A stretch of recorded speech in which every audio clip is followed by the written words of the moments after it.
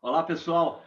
Esta é mais uma edição do Virando a Página e nesta edição eu estou recebendo com muita honra o Dr. Mário Baggio, que é engenheiro hidráulico e presta consultoria a empresas do setor público, privado, autarquias, no que diz respeito ao saneamento básico, uso, reuso, captação da água.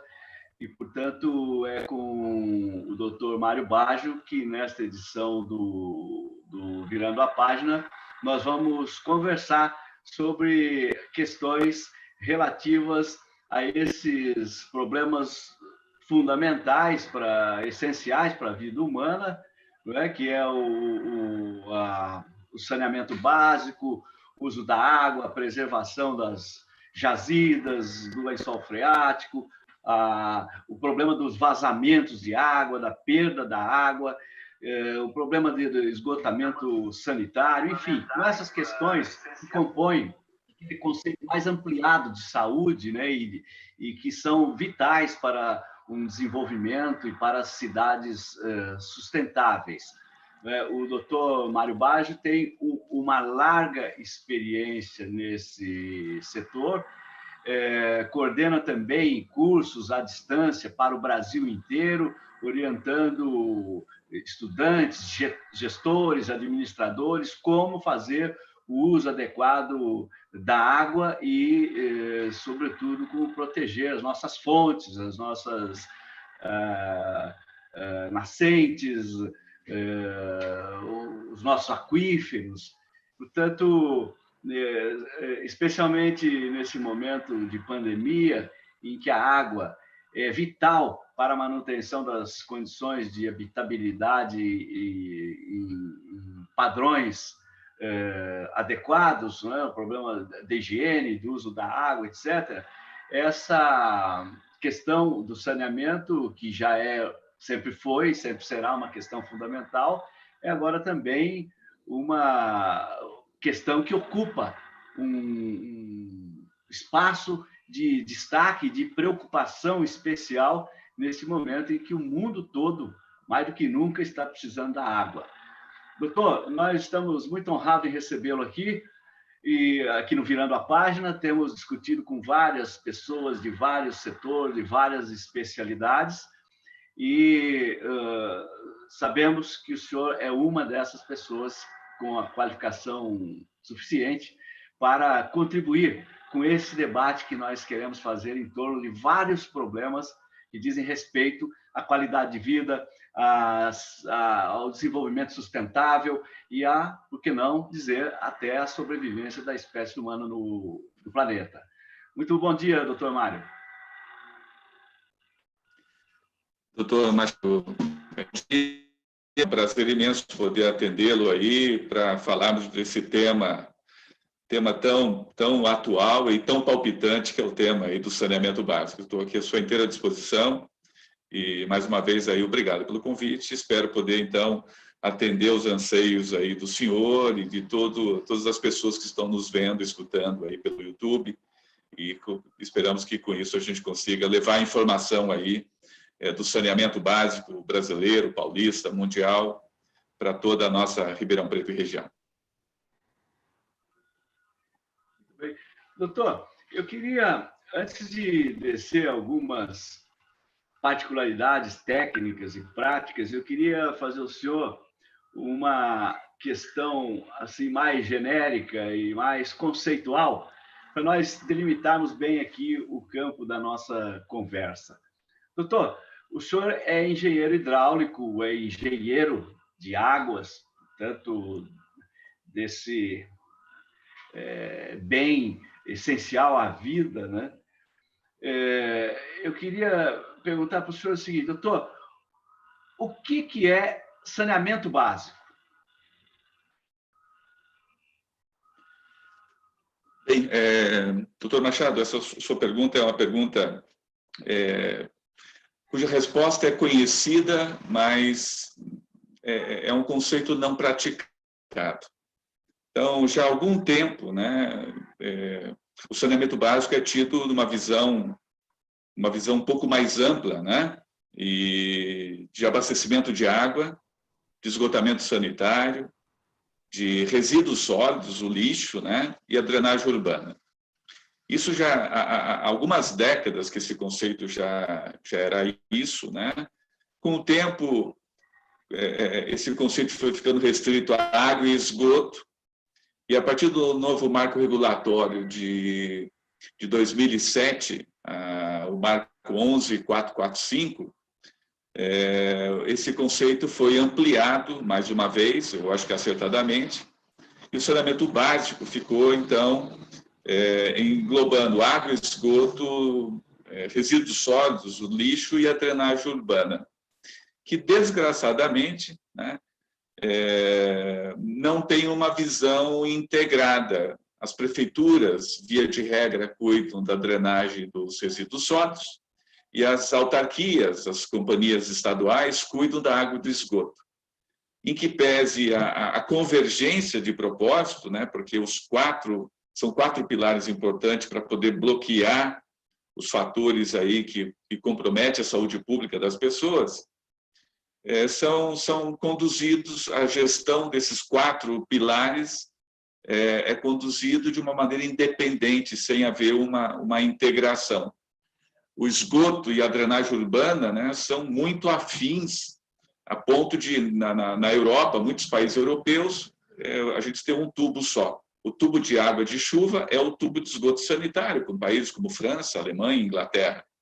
E no Brasil, que somos muito mais pobres, a gente usa 2 tubulações. Então, a condução ainda da água do esgoto, da drenagem do resíduo sólido, ainda está sendo de uma maneira desintegrada, sem uma visão mais do todo. E as soluções de combate à enchente não conversam com as soluções de esgotamento sanitário, a água não conversa com a solução de resíduo, o lixo e o esgoto podem ser tratados em conjunto, o esgoto acelera a degradação do lixo e melhora a eficiência dos aterros sanitários. Mas, objetivamente, a sua pergunta, esses 4 pilares compõem o saneamento básico, e a notícia ruim é que ainda nós estamos tratando desintegradamente esses 4 pilares da maior importância na saúde pública da população brasileira. Muito bem. Doutor, em Ribeirão Preto, especificamente, esses problemas estão colocados desde longa data. Nós temos aqui problema de preservar as áreas de recarga do aquífero Guarani, de tratar muito esgoto a céu aberto, que ainda existe, sobretudo nas chamadas comunidades, né, que antigamente se chamava de favelas. Tem muito condomínio particular em que o esgoto ainda é recolhido pelos próprios condôminos, né? E a prefeitura não pode entrar lá. A gente sabe que Ribeirão Preto tem quase que um bom índice de esgotamento sanitário, né? De alguns anos para cá, mas isso foi melhorando, mas ainda não temos um nível de excelência, de 100% desse esgotamento e tratamento sanitário. É isso mesmo, doutor? Exatamente, doutor Machado. Bem, o esgoto sanitário, ele particularmente em Ribeirão Preto, né? Ribeirão Preto, eu acho que é uma cidade fora da curva, porque é uma cidade de 300%, né? Tem 100% de água, 100% de esgoto, e, salvo exceções, e 100% do esgoto tratado. Isso é muito raro a gente encontrar uma cidade 300%. Mas, particularmente, pelo que o senhor comenta, né, com relação aí à água, Ribeirão tem aí uma contribuição, eu acho que é uma dádiva que Ribeirão tem, né, porque a seus pés aí tem um aquífero, o segundo maior aquífero de água doce do planeta, que é o aquífero Guarani, né? E Ribeirão Preto também é uma região de recarga desse aquífero. Qualquer poluição ambiental que a gente tenha em Ribeirão, a gente contamina o aquífero a milhares e milhares de quilômetros de distância, porque Ribeirão Preto, o aquífero está raso, e como ele está raso, a chuva o alimenta, diferentemente de São José do Rio Preto, aqui pertinho da gente, em que o aquífero está a 1.000, 1.200 metros de profundidade. Então, a chuva em São José do Rio Preto não alcança o aquífero, diferentemente em Ribeirão Preto, a chuva, a precipitação pluviométrica, alcança o aquífero Guarani. Então, se nós fizermos aí alguma degradação ambiental, se a gente superexplorar o aquífero aqui em Ribeirão Preto, nós destruímos valor ao aquífero, comprometendo a quantidade de água disponível no aquífero e comprometendo a qualidade de água desse mesmo aquífero, né? Isso é algo que a gente precisa tomar muito cuidado pela condição geográfica que o aquífero tem, particularmente em Ribeirão Preto, uma cidade de cota baixa, nós estamos num vale, e esse vale é um ponto, então, de alimentação desse aquífero. Não é o único ponto, é bom que se diga. O aquífero começa aqui no Pantanal Mato Grossense e vai terminar lá na Bacia do Prata. É um mundo de água doce que passa aqui por Ribeirão Preto, e isso é uma contribuição muito grande. Até Ribeirão Preto tem muita discussão também com relação a bastante água, com relação à captação do Rio Pardo, né? Essa captação também é uma água superficial, e isso é um tema até um certo ponto polêmico na cidade, né? Em a gente, então, abrir mão de um aquífero subterrâneo para usar um manancial superficial, que é o Rio Pardo, que passa aqui perto de Ribeirão Preto também. Eu já vi até alguma reportagem sobre a Agência Nacional das Águas, recomendando estudos aí também de aproveitamento das águas do Rio Pardo, porque a persistir o crescimento de Ribeirão Preto, que tende a ser uma região metropolitana com paralelos a São Paulo e Campinas. E como é uma região aqui de recarga, corre-se o risco de, superexplorando o aquífero Guarani, ele vai perdendo disponibilidade e que a gente tem que suprir essa deficiência de disponibilidade do Guarani com uma fonte de abastecimento superficial. Eu acho até essa combinação de manancial superficial com manancial subterrâneo pode ser bom também ao aquífero Guarani, para podermos, então, dar um pouco de descanso, né? O Guarani está sendo rebaixado ao longo do tempo, o nível da água do lençol está abaixando, né?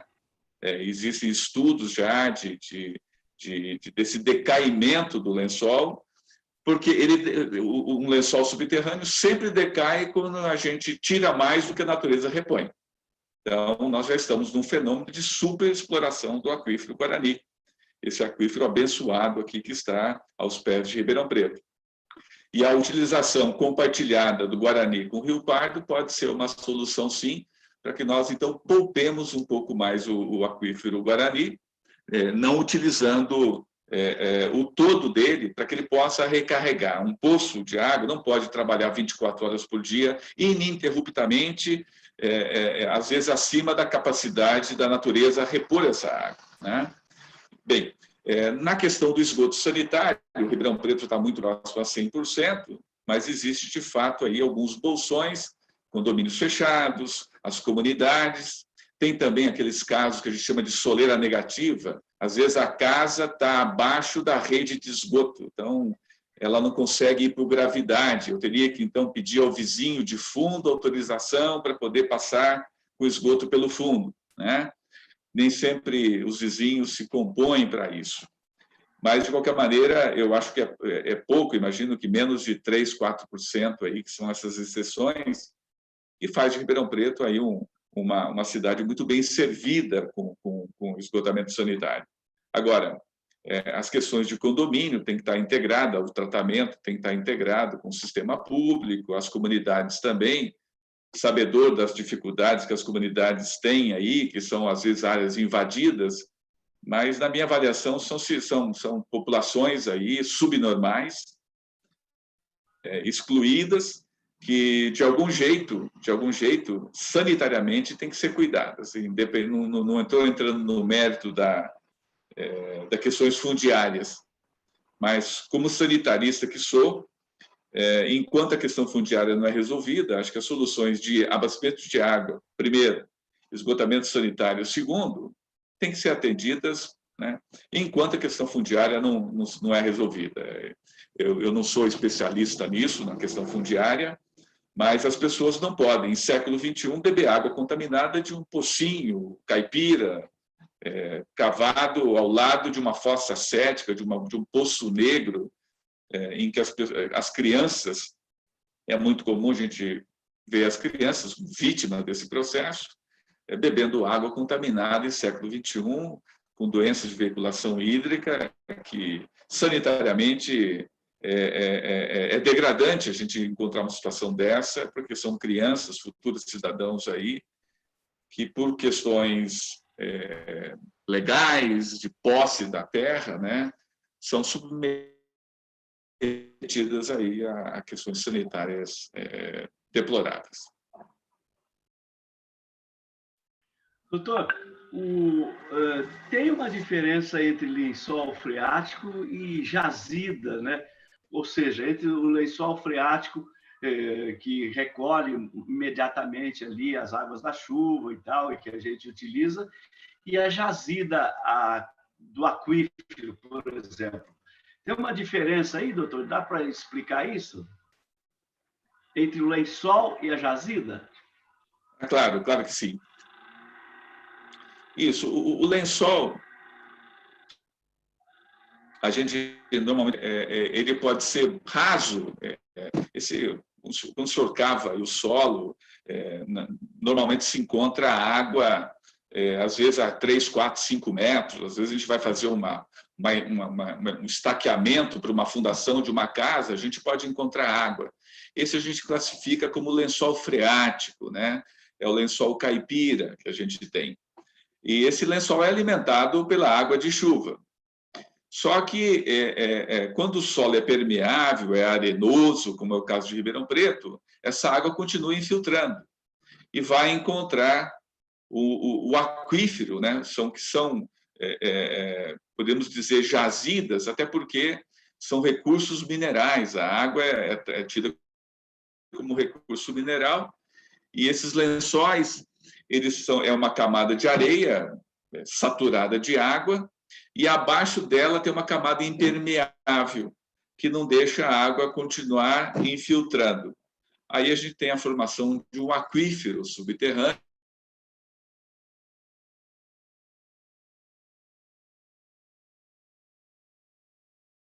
de aquífero Guarani. Em São Paulo pode ser o Bauru, pode ser o aquífero Serra Geral. Nós temos dezenas e dezenas de aquíferos arenosos, basálticos, enfim.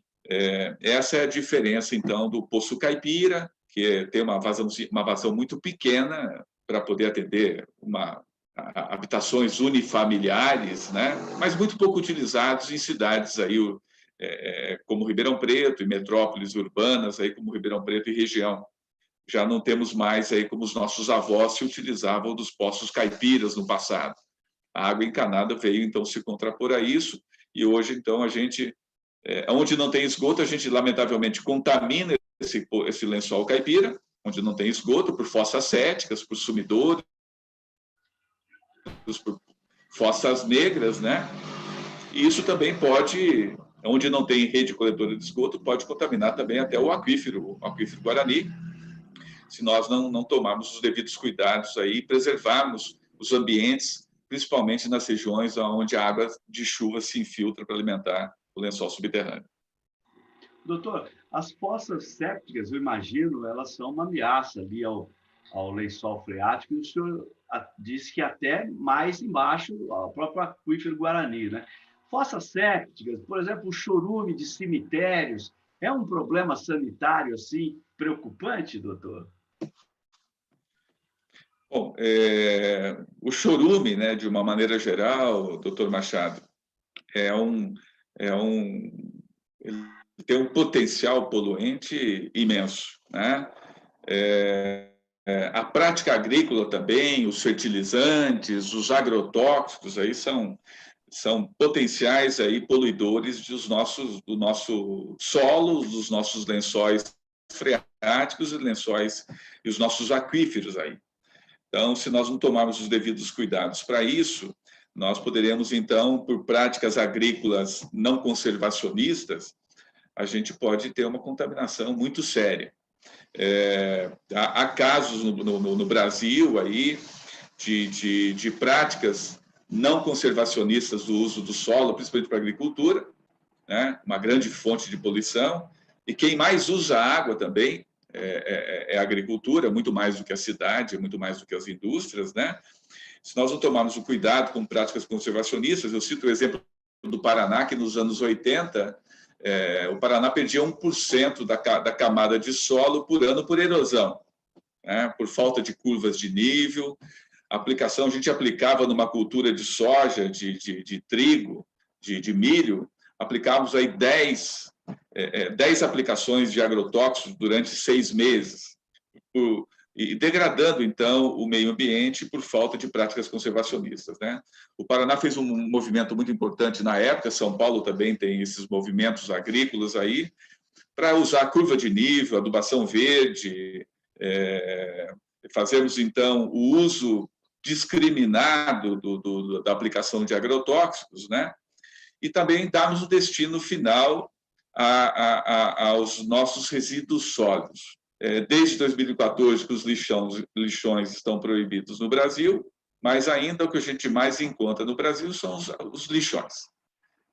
Longe de ser aterros sanitários, são lixões mesmos, gerando chorume, com potencial de contaminação monstruoso, e isso seguramente vai acabar, então, desaguando aí no subsolo, podendo contaminar no todo ou em parte a essas reservas naturais de água doce aí, e comprometendo, então, o uso aqui pelas comunidades urbanas aqui na superfície. Então, as fossas céticas também, aqui também cabe um comentário importante, né? Quando a gente fala também do esgoto sanitário, da universalização do esgoto, Ribeirão Preto tem um esgoto praticamente universalizado. Toda a população urbana se utiliza de rede coletora de esgoto com tratamento.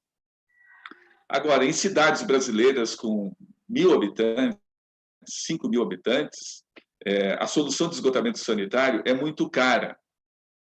E aí a gente vai, então, buscar na literatura sanitária, doutor Machado, buscar um pouco aí de gênese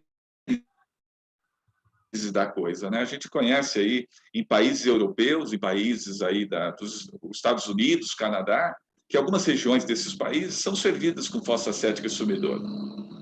Obviamente com estudos, então, de permeabilidade, para saber se esse esgoto não contamina o lençol. Isso tudo é feito um estudo de sondagens antecipadas, mas também em Nova York, na Califórnia, a gente encontra fossas céticas e sumidouros muito bem feitos, fossas bem dimensionadas, sumidouros bem dimensionados, sabendo que o efluente dos sumidouros não está encontrando um aquífero, um lençol freático, e ao meu ver, eu acho muito difícil universalizar o esgoto sanitário no Brasil como um todo, na região amazônica, na região nordeste, porque as pessoas aí pagam a água com dificuldade. Pagar o esgoto sem subsídio de governo é mais 80% ou 100% da taxa de esgoto, da tarifa de esgoto é aplicada no esgotamento sanitário. E são populações de baixa renda, que, às vezes, a solução individual, unifamiliar, pode ser melhor e mais barata do que uma solução coletiva, em que a população nem sempre tem condições, aí, capacidade de pagamento para pagar uma tarifa de água, mais uma tarifa de esgoto sanitário. Doutor, como o senhor lembrou, o nível do aquífero tem baixado, e Ribeirão Preto é uma área em que tem muita ponto de recarga do aquífero, né? Nós sabemos que aqui, por exemplo, na Zona Leste, tem vários pontos de recarga, portanto, é importante manter a vegetação ali, não impermeabilizar o solo, para que o aquífero possa recuperar constantemente a sua capacidade. Nós vemos que aqui, na Zona Leste, foi construído, por exemplo, o novo shopping, que é uma construção feita sobre uma área de recarga do aquífero Guarani. Houve até uma polêmica judicial em torno disso, mas o judiciário acabou autorizando a construção do shopping, né, em nome, evidentemente, do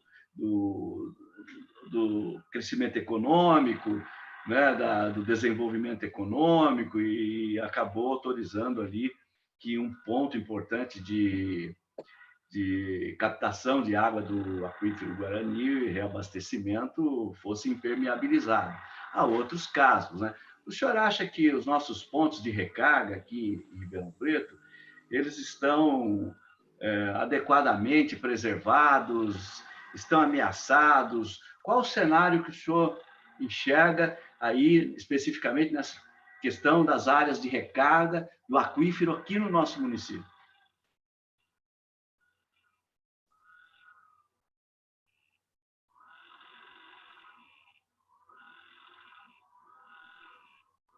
Doutor Machado, eu tive um problema de áudio, mas eu acho que compreendi a sua pergunta como um todo, né? Bem, a minha resposta é não, é não. A gente está longe de ter uma cultura preservacionista. O meio ambiente é um estorvo à atividade econômica no Brasil. Essa, para mim, é uma realidade. O meio ambiente atrapalha a indústria, atrapalha o comércio, atrapalha o mercado imobiliário. Nova York investiu aí décadas e décadas na preservação das bacias. A área da bacia dos mananciais de abastecimento de Nova York estão numa redoma de vidro, sob pena de a gente inviabilizar o crescimento de Nova York, né? Uma das maiores cidades aí do planeta. Então, foram anos e anos de investimento e não tem muita alternativa. Ou a gente tira a atividade da bacia, a atividade econômica da bacia, para poder, então, salvaguardar os nossos rios. E para falar que o Brasil é um país que não preservador, a gente tem experiências muito isoladas. Aqui, na divisa com São Paulo, na cidade chamada Extrema, nas margens da rodovia São Paulo-Belo Horizonte, existe um município chamado Extrema. Ele está na bacia do sistema Cantareira, que abastece São Paulo. E essa cidade teve a felicidade de ter 2 médicos que se arvoraram, então, a ter uma participação política e se candidataram a prefeito. Eles estão se revezando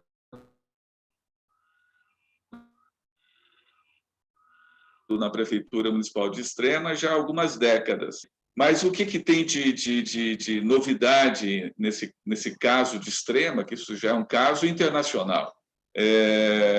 O município aboliu a figura do agricultor, né?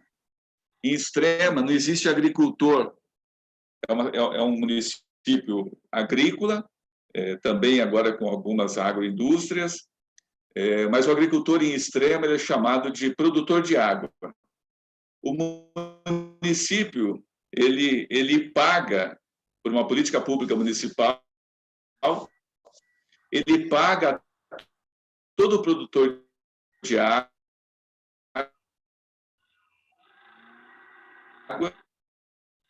que fizer com que as nascentes dos mananciais que passam na sua propriedade, por menor que seja, então, a área de reflorestamento da propriedade, existe um cálculo legal dessa área, e isso é convertido em dinheiro para o produtor. Porque ele está, então, plantando, e ele está plantando para poder preservar o solo, e com isso ele está aumentando a produção de água das fontes de água, das nascentes que passam pela sua bacia. Então, à medida que eles forem, então, reflorestando as suas bacias, a política pública os remunera. Porque, caso contrário, por que eu vou preservar se eu preciso plantar milho, soja, preciso alimentar o meu gado, as minhas criações? Então, não há nenhum incentivo para isso.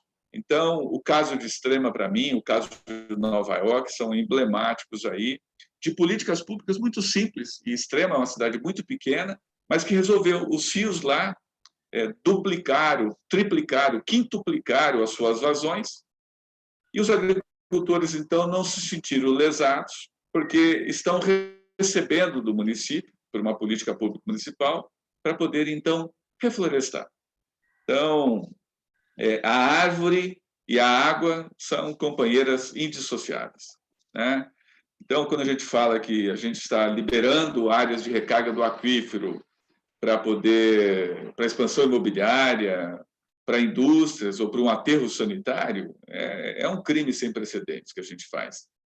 E está na hora da gente, então, deixar de ter essa visão de estorvo, o meio ambiente como estorvo da atividade econômica, e começarmos, então, a pensar que, nas gerações futuras, a água é um bem finito, e para que a gente não chegue amanhã com os nossos netos ou bisnetos, chegue à conclusão de que, puxa vida,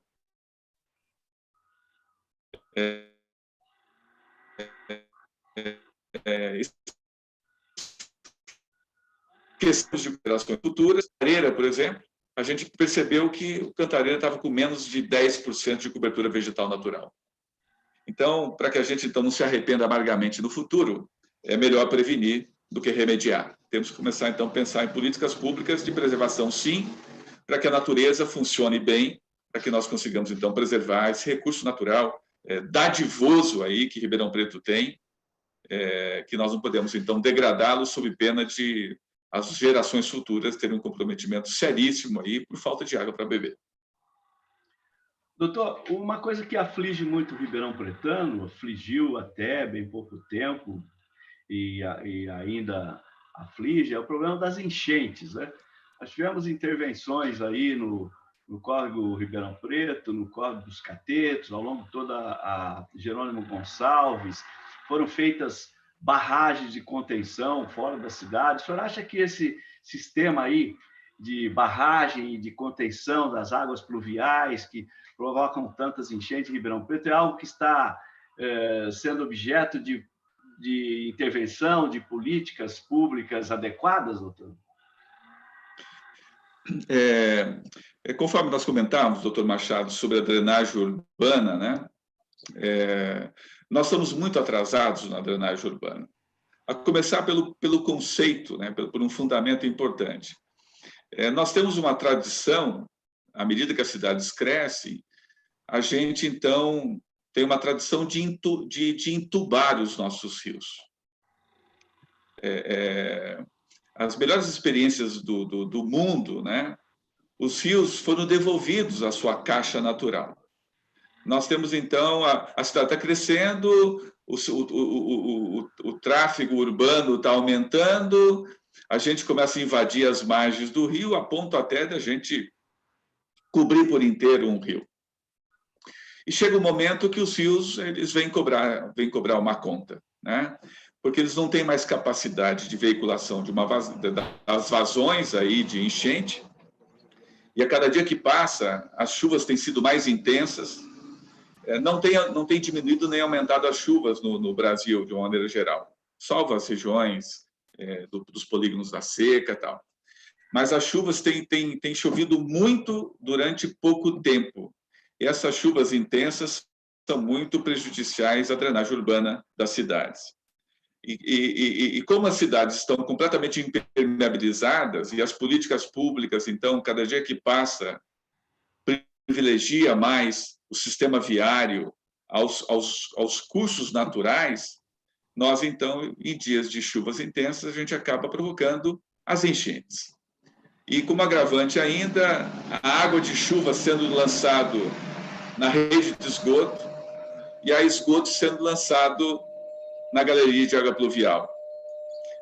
Isso também é um crime ambiental, nós não poderíamos fazer isso. O Brasil adota o sistema separador absoluto, que é um tubo para chuva, um tubo para esgoto sanitário.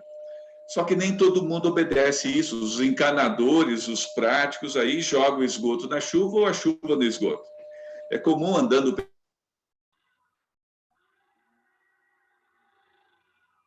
mal cheirosas. Por quê? Porque está se lançando clandestinamente esgoto sanitário na drenagem urbana. E isso acaba, então, comprometendo o sistema, tanto o sistema de esgoto sanitário quanto o sistema de drenagem urbana. Em dias de chuva, é muito difícil tratar esgoto, porque o esgoto vem numa vazão tão mais aumentada que acaba comprometendo a fauna de bactérias de uma estação de tratamento de esgoto, a ponto, às vezes, até de sermos obrigados a bypassar a estação, abrir um extravasor lateral, porque as estações começam, então, a extravasar tamanha quantidade de chuva que é lançada na rede de esgoto inadvertidamente. Isso é proibido por lei, né? Então, a solução de drenagem urbana no Brasil ainda é muito rudimentar. A tendência hoje moderna, doutor Machado, é que a solução comece no domicílio, né? No domicílio. Então, primeiro que a chuva do domicílio tem que ir para a drenagem urbana, o esgoto tem que ir para a rede de esgoto do DAER. Começar por isso. Segundo, já existem soluções aí em cidades paulistas, cidades brasileiras, de alguns poços que são feitos nas áreas, nos imóveis onde tem área para que isso aconteça, para que a água dos telhados, então, possam cair nesse poço que está vazio quando a chuva começa, e isso acaba, então, amortecendo um pouco aí a quantidade de água de chuva que vai para a drenagem, para reduzir o pico de água de chuva, para mitigarmos as enchentes. Além disso, também, os piscinões também que são feitos, nem sempre em quantidade adequada, nem sempre bem localizados, que são soluções também que podem mitigar, prevenir aí, o fenômeno das enchentes. E o que eu acho fundamental é que a gente dê liberdade aos cursos de água naturais, que a gente devolva para a natureza os cursos de água. E as avenidas? Bem, eu acho que nós estamos num impasse aí. As avenidas, em dias de chuva torrenciais, acabam ficando submersas, acabam, então, inundando o comércio, imóveis, provocando danos aí enormes à população das cidades brasileiras, né? Sem contar os fenômenos aí de quedas de barreiras, soterramentos. Temos, então, que acionar aí a sociedade civil para poder, então, acudir aí, como recentemente na Baixada Santista tivemos problemas seríssimos aí. São más soluções, então, e desocupação irregular, e más soluções de ocupação urbana, que acaba comprometendo, então, também o sistema de drenagem, as enchentes, e muitas mortes aí acabam acontecendo, porque nós, então, negligenciamos os aspectos aí domiciliares, não dimensionamos adequadamente as galerias para as chuvas que estão aí acontecendo, entubamos os nossos rios, pavimentamos as cidades como um todo, as calçadas são calçadas nada ecológicas, a gente já tem Curitiba hoje como uma capital das calçadas ecológicas, para infiltrar um pouco de água, está tudo muito impermeabilizado. É o momento das políticas públicas aí para que nós possamos, então, ter mais áreas de infiltração, para poder prevenir as enchentes e para poder também alimentar mais os nossos aquíferos do lençol freático. Bem, doutor Mário Baggio, nós estamos aqui sendo acompanhados por muita gente, através no YouTube, com o blog Calçadão, a fanpage Antônio Alberto Machado, e o pessoal está elogiando muito aqui a escolha do tema, né, e destacando o seu profundo conhecimento a respeito dessa discussão que estamos levando aqui. Eu vou mencionar apenas algumas pessoas aqui por amostragem, doutor, que estão nos vendo agora ao vivo, né, e poderão rever depois no próprio blog Calçadão, quanto na fanpage Antônio Alberto Machado. O José Alfredo Carvalho está elogiando muito o debate, Augusto Roberto Nogueira, Cláudia Santos, o Savi Pardo, a Cássia Leone, Pedro Jesus Sampaio, a Rose Pitinha, o Davi Bulgari, Iraci Francischini, o professor Iraci Francischini, dizendo aqui que o nosso bem maior aqui é o aquífero Guarani, temos de preservá-lo. O Davi Bulgari está preocupado com o aterro sanitário em Ribeirão Preto, que é um problema de longo prazo, quer saber se é, de fato, uma área poluída e se aquele material poderia ser usado como uma usina de energia elétrica, se é possível, se é economicamente viável, etc. Temos várias pessoas, portanto, nos acompanhando aqui, doutor. Se o senhor quiser falar um pouco sobre esse questionamento das pessoas aí, sobre o aquífero e tal, eu agradeço, porque em seguida eu queria falar com o senhor sobre o marco regulatório do saneamento. Tem até um projeto de lei tramitando no Congresso Nacional. Queria que o senhor nos esclarecesse, em seguida, alguma coisa a respeito desse marco regulatório, quais as suas consequências, quais os seus objetivos, quais os seus impactos na cidade, por exemplo, na cidade de Ribeirão Preto, no DAERP, que o senhor conhece bem aqui em Ribeirão Preto. Nós queríamos, portanto, ter um panorama assim, bem prático do que é que esse marco regulatório representa, o que nós devemos aspirar, almejar com ele, e o que muda para a nossa vida, né, o cidadão ribeirão-pretano, com a aprovação desse marco. Muito bem.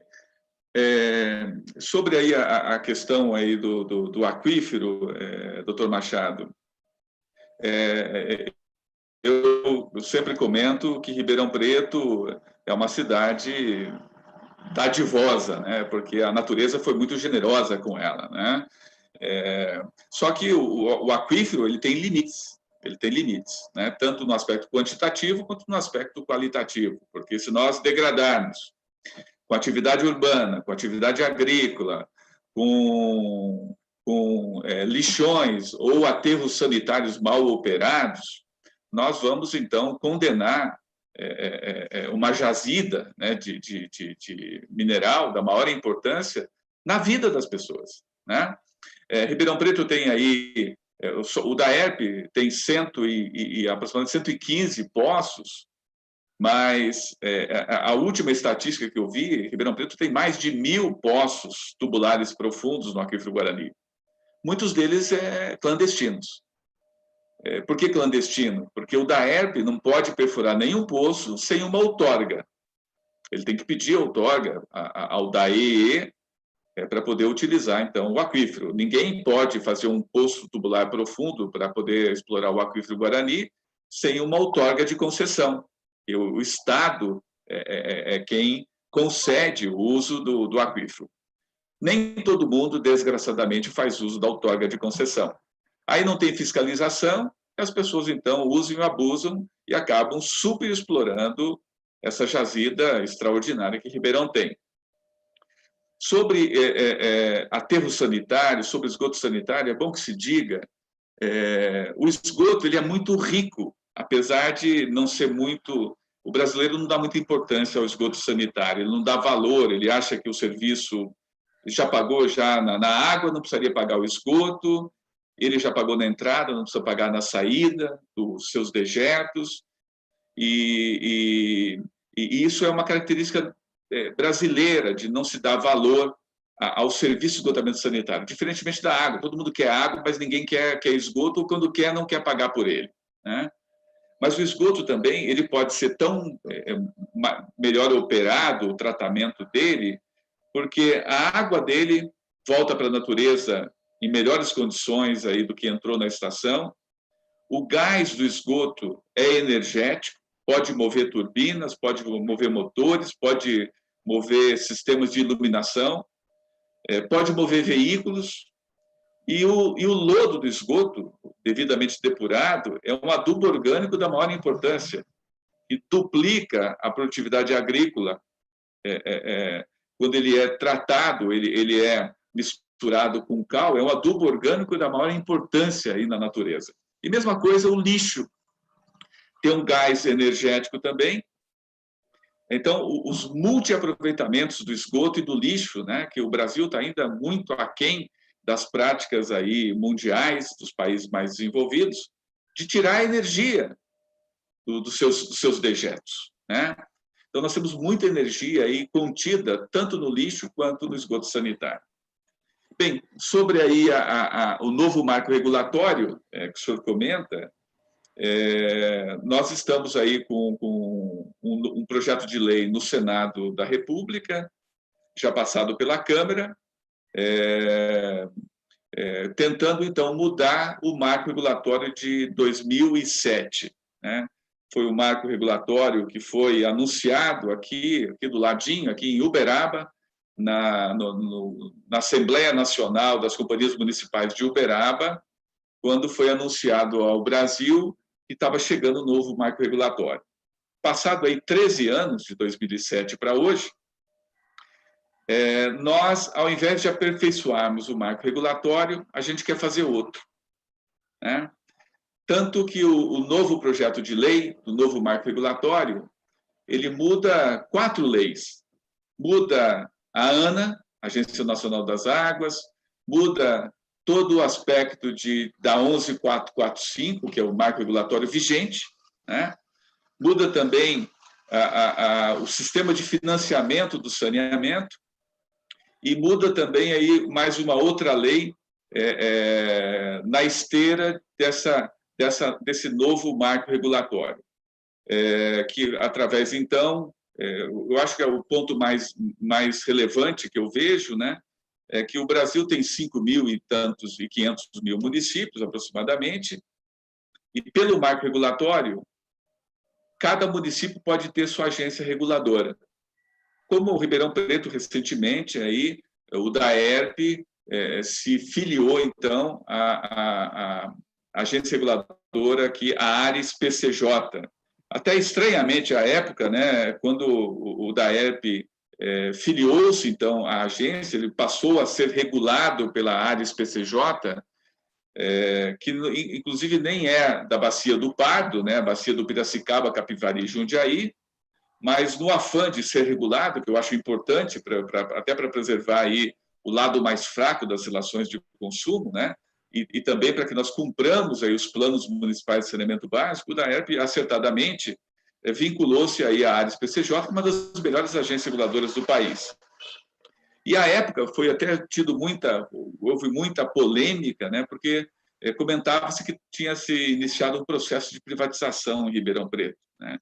A regulação não é um processo de privatização, muito pelo contrário, é um processo de regulação. A empresa pública tem que ser regulada, tanto quanto a empresa privada tem que ser regulada. Apesar de discussões aí muito polêmicas nesse sentido, mas a regulação é para todo tipo de organização. E, nesse exato momento, a gente corre um risco da Ares PCJ regular Ribeirão Preto de um jeito e a agência reguladora de Fortaleza regular de um outro jeito. Então, essa é uma lacuna da 11445, que faltava uma regulamentação das regulações. A ANA está vindo aí para tentar, então, regulamentar, porque tem companhias de saneamento, como a Companhia de Saneamento de Santa Catarina, que ela é submetida a 4 agências reguladoras. Cada uma tem um modelo contábil regulatório, cada uma tem uma equação de tarifa diferente, cada uma exige uma coisa diferentemente da outra. Então, está muito despadronizado. Só que o novo marco regulatório não para por aí. Ele avança não só na questão da ANA, né? Ele avança, então, para modificações aí de uma coisa bastante complicada que diz respeito aí à titularidade constitucional, né? Há muitas alegações aí que há uma quebra da questão da titularidade, que é uma questão muito polêmica no setor do saneamento já há muitos anos. Isso já está transitado em julgado, né? Em que a titularidade dos municípios é municipal, em regiões metropolitanas a titularidade ela é associada. Isso aí o Supremo Tribunal Federal passou anos aí para definir essa gestão associada. Mas o novo marco regulatório, que é o projeto de lei 4162/19, caso o Senado a aprove, ele amplifica aí a atuação da iniciativa privada e contém a expansão das concessionárias estaduais, fundamentalmente contém aí a expansão, porque as companhias estaduais, como a Sabesp, como a Companhia de Saneamento do Rio de Janeiro, a SEDAI, elas conseguiam concessão por dispensa de licitação.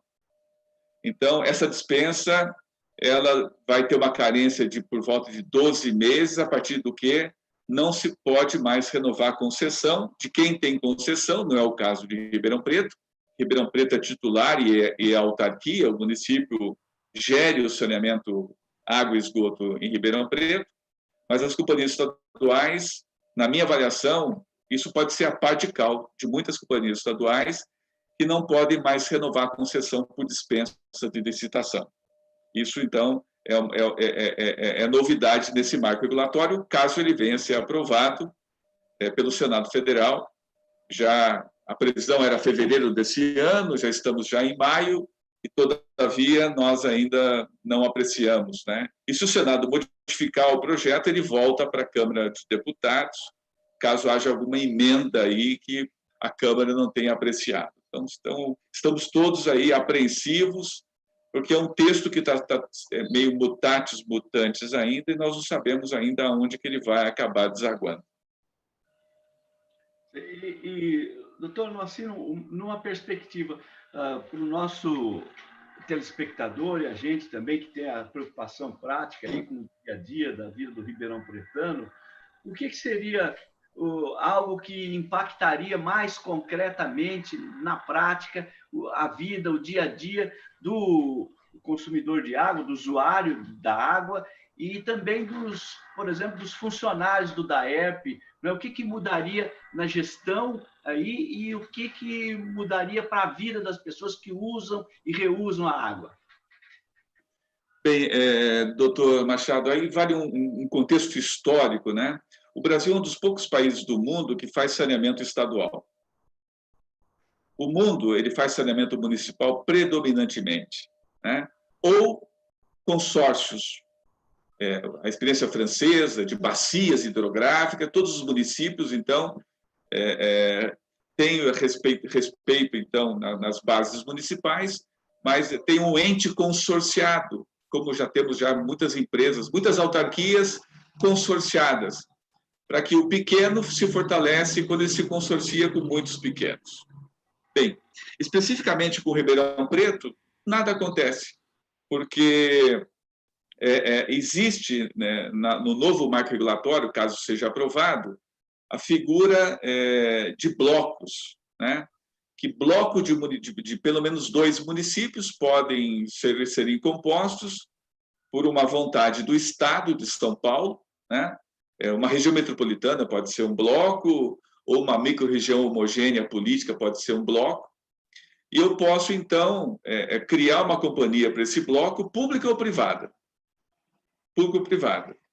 Mas, caso seja privado, esse bloco de municípios, mínimos de 2, ele tem que ter adesão do município. Tem que ter adesão. Ao passo que, para a Sabesp, para o cidadão, para o consumidor dos serviços da Sabesp, caso a Sabesp não possa renovar as concessões que estejam aí no seu limite por dispensa de licitação, ela vai ter que concorrer com os players aí privados e se ganhar a licitação de concessão, ela vai continuar operando. Caso contrário, o vencedor desse pleito licitatório vai ser o novo operador, com novas regras. O privado tem uma visão, às vezes, um pouco mais capitalista, mas eu acho que ele é mais, administrativamente, ele é melhor, né? Às vezes ele é mais célere.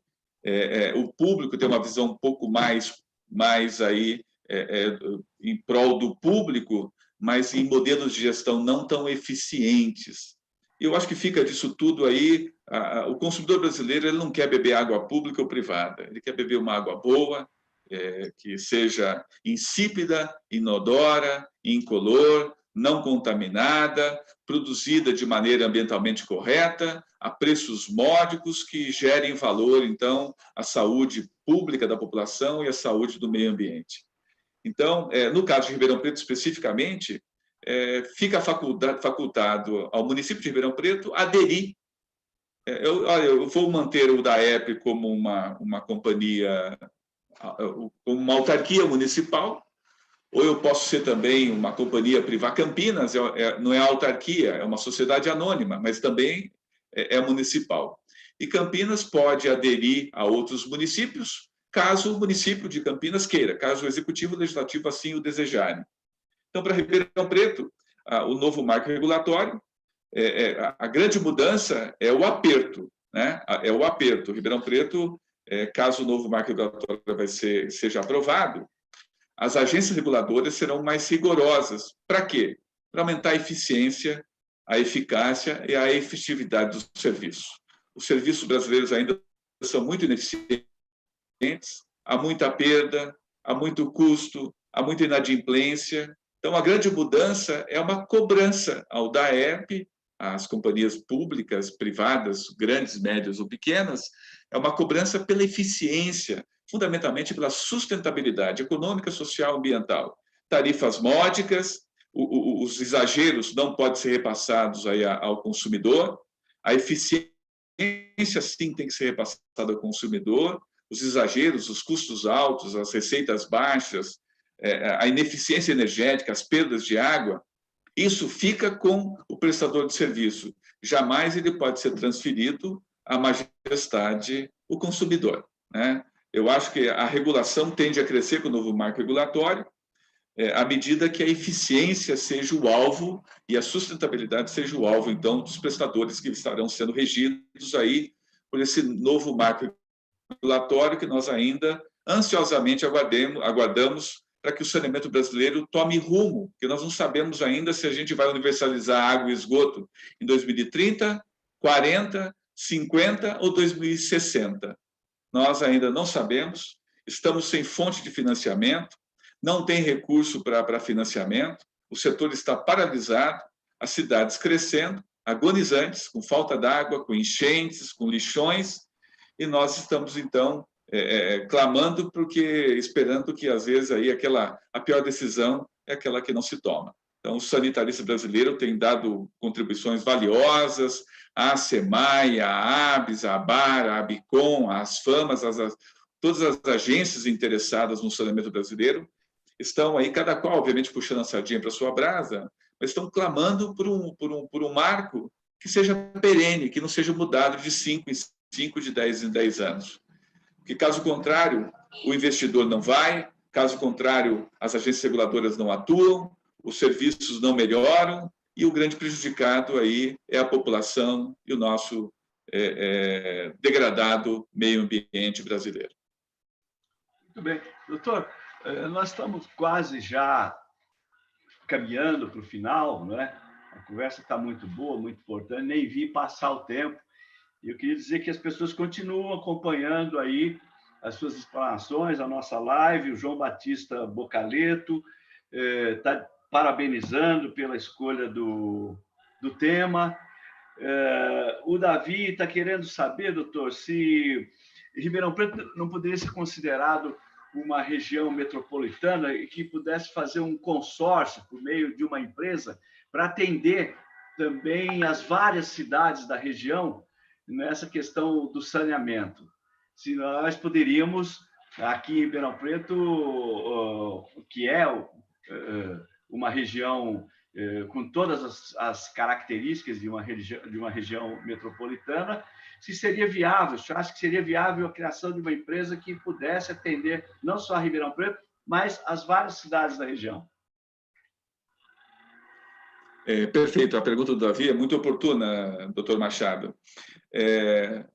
A gente precisa esquecer um pouquinho o aspecto da geografia municipal, né?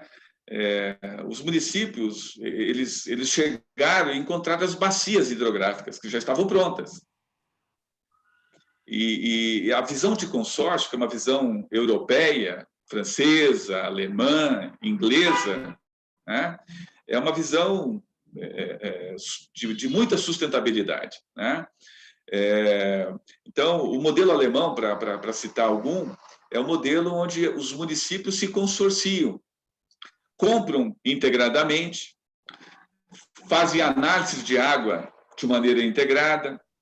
Então, Então, ao invés de cada um ter um setor de compras, ao invés de cada um ter um laboratório de análise de água, de ter cada um uma oficina de manutenção de equipamentos, serviços de prestação de serviço, cada um ter um caminhão de hidrojateamento, uma retroescavadeira, o consórcio compra de uma maneira mais barata e supre a demanda, então, de todos os seus consorciados.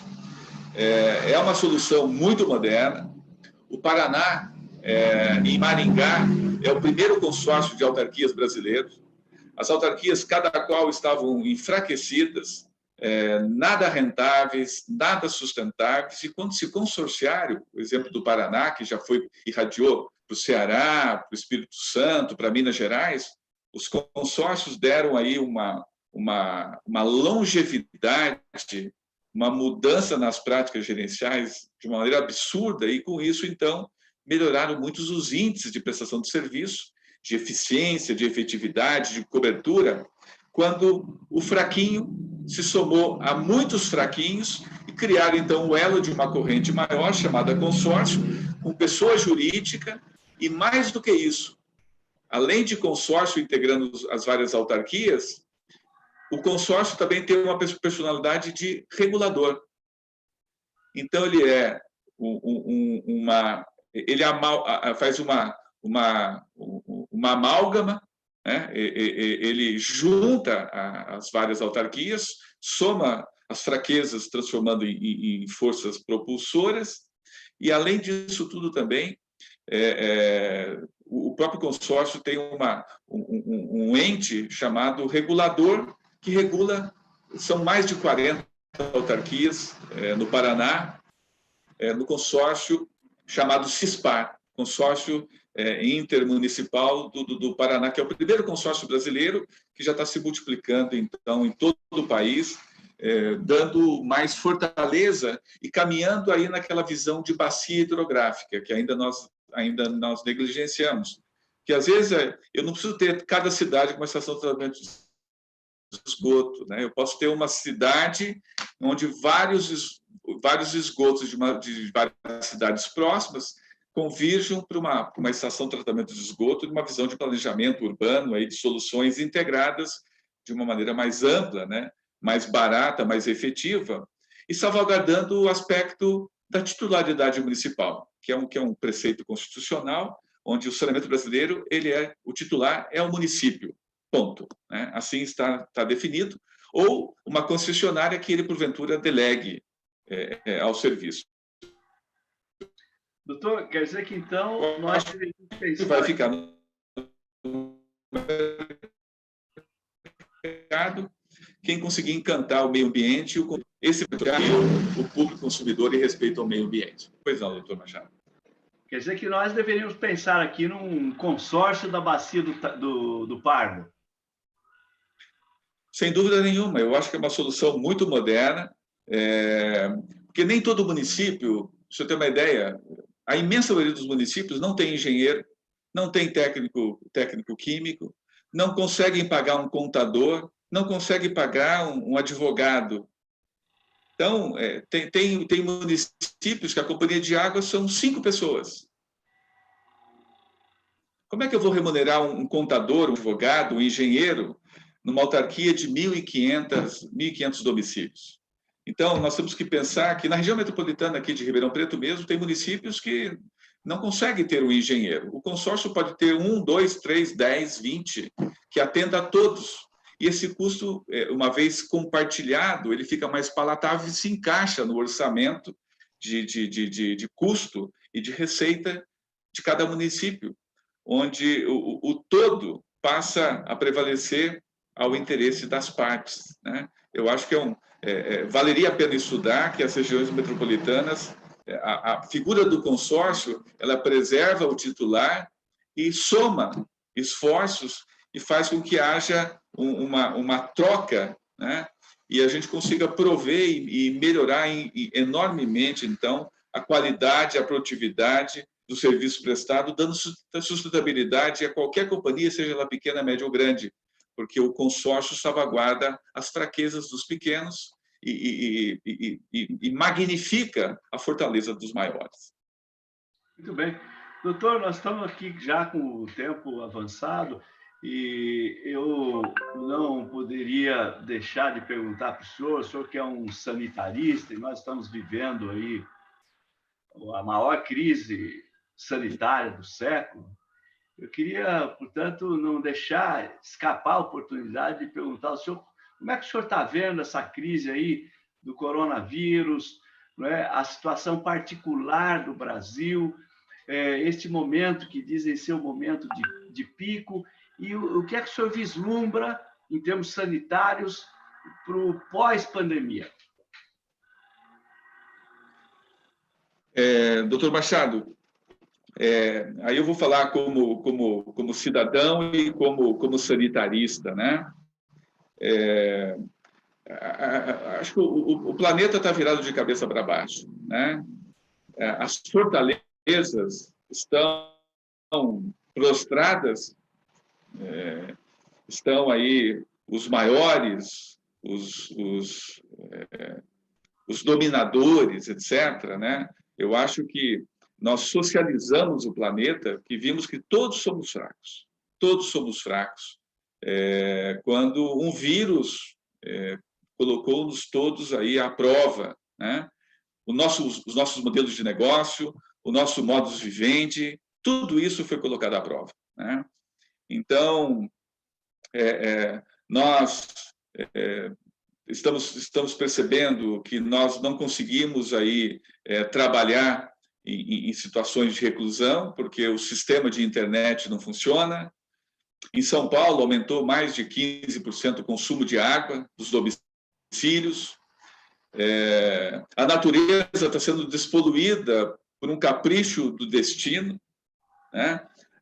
Olha, eu já estou vendo aqui já o aspecto de lições aprendidas, porque quem achava que sabia não sabe nada, quem achava que era poderoso não tem poder nenhum, quem achava que tinha o melhor modelo de negócio não o tem, quem achava que o seu modus vivendi era o melhor também, tudo foi colocado em xeque. Eu acho que como a curva de aprendizagem está sendo muito importante. Então, a nossa internet não funciona, o nosso sistema de comunicação é ridiculamente ineficiente, e a gente começa a perceber isso. A nossa educação à distância, que a gente achava que estava chegando, chegou abruptamente e não está funcionando, porque não adianta preparar o discente se o docente não está preparado para isso. Então, de qualquer maneira, o que eu vejo aí, vejo com muita preocupação, mas vejo também como oportunidade, como janelas de oportunidade. Nós não vamos sair iguais ao que nós entramos nessa pandemia. A lição é amarga, é dura, mas, de qualquer maneira, a curva de aprendizagem que a gente vai sair disso é extraordinária, né?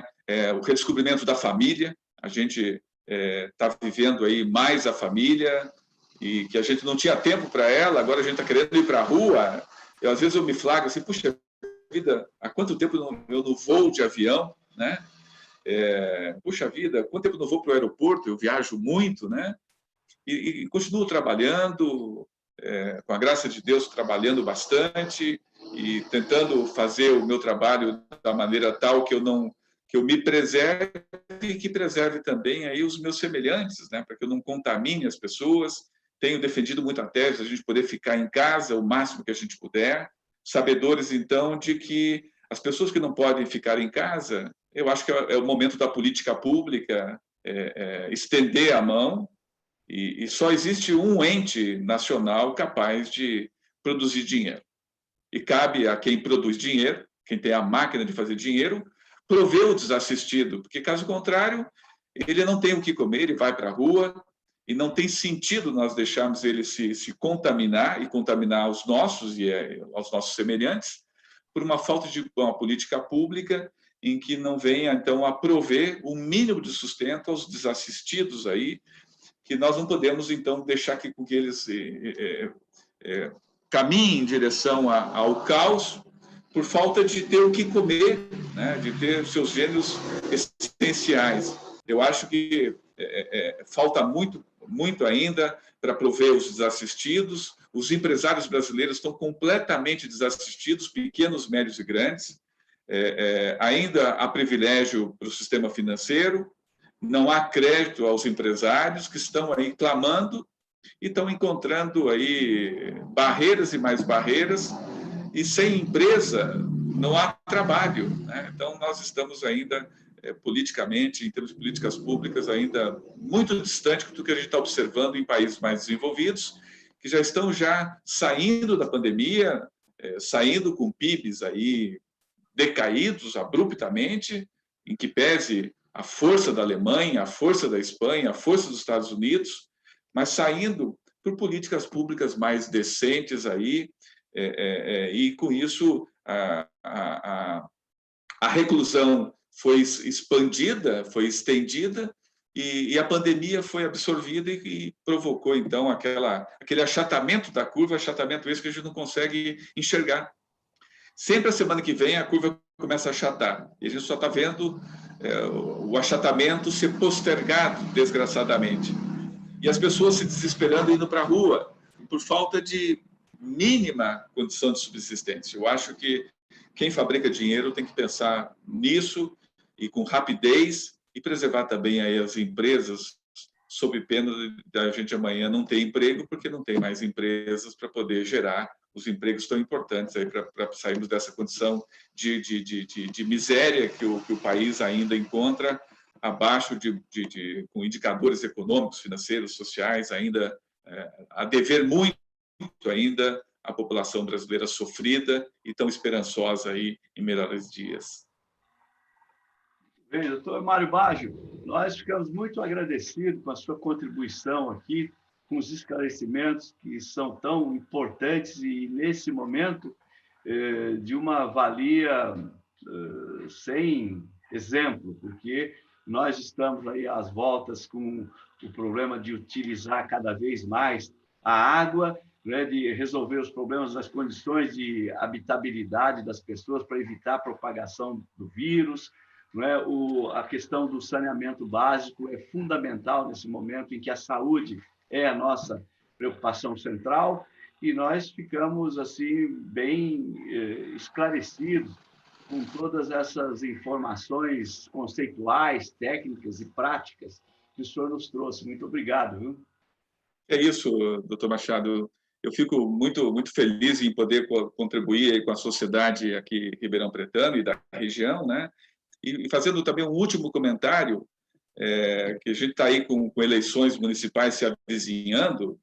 Bom, não sabemos ainda se teremos esse pleito eleitoral, mas só como sugestão aí para esse pleito eleitoral que vai ser esse ano ou ano que vem, sabemos lá, para que a ONU tenha aí os 17 Objetivos de Desenvolvimento Sustentáveis, né? Que os candidatos a candidato ficassem bastante atentos aí, porque a ONU está dando uma plataforma de campanha para prefeitos, governadores, presidentes da República, e particularmente o ODS 6, que é o Objetivo de Desenvolvimento Sustentável da Água e do Esgoto, que estabelece metas audaciosas aí para 2030. É uma leitura obrigatória aí para todo mundo que está militando politicamente, e a ONU pavimenta com muita maestria aí um documento que pode ser muito útil ao desenvolvimento sustentável dos municípios, das cidades brasileiras. Um forte abraço aí, muito obrigado, estamos sempre às ordens, à sua disposição, dos seus ouvintes, doutor Machado. Muito obrigado. Nesta edição do Virando a Página, nós recebemos o doutor Mário Baggio, que é sanitarista, engenheiro hidráulico e consultor em tema de meio ambiente. Foi com ele que nós conversamos a respeito dessas questões fundamentais para o nosso dia a dia, para a nossa vida saudável, para o nosso desenvolvimento sustentável. Agradeço ao doutor Mário Baggio, ao pessoal do blog O Calçadão, e agradeço também especialmente a todos os nossos ouvintes que nos acompanharam até aqui. Eu espero contar com essa mesma audiência nas próximas edições do Virando a Página. Até lá e muito obrigado.